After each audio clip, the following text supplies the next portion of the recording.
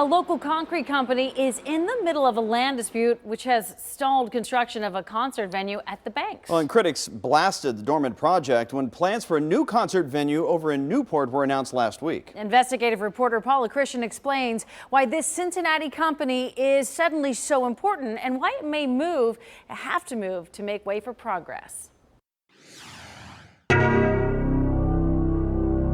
Mike Marchione has worked at Hilltop for more than 30 years. Usually there's 4 or 5 barges.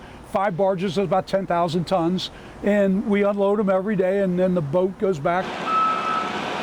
He runs the concrete and gravel operations on nearly 15 acres along the Ohio River and in the shadow of Paul Brown Stadium. That's the blood of this operation. When we're getting stuff in and moving stuff around, that's what makes this place go. Hilltop was founded in 1941, and its concrete has built many Cincinnati landmarks.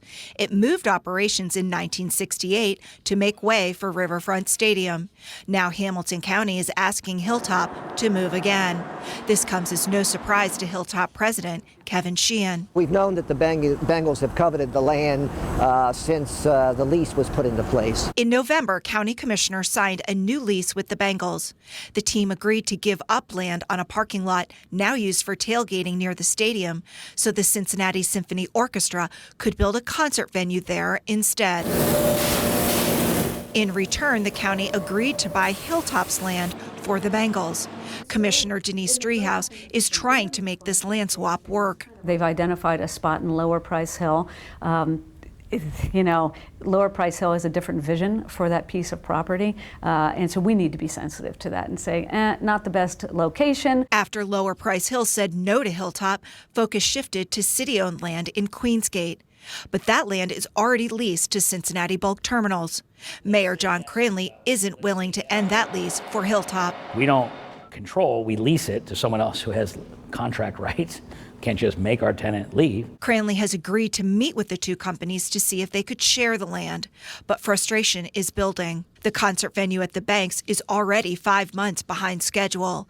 Last week, Promo West announced plans for its own concert venue in Newport. This certainly makes it harder with that kind of competition, and we shouldn't be here because we should have been the first to market.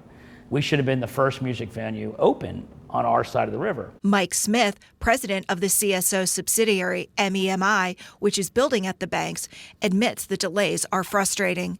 He tells the I-Team in a statement, quote, "Frustrating, yes, but over the course of 50 years, these painful weeks and months won't matter to the big picture." Smith also says he's not afraid to compete with Newport for music lovers or concerts. Meanwhile, Sheehan assures Hilltop's employees and customers that concrete will still flow no matter what happens at the Banks. That includes one big customer, FC Cincinnati, which is using Hilltop concrete in its West End stadium, and possibly another new customer. So you would be interested in bidding on the new concert venue in Newport? Absolutely, yeah. Hilltop is under no obligation to move. If the company can't find a new home, it will stay where it is. That could stall the concert venue at the Banks indefinitely. Paula Christian, 9 on your side.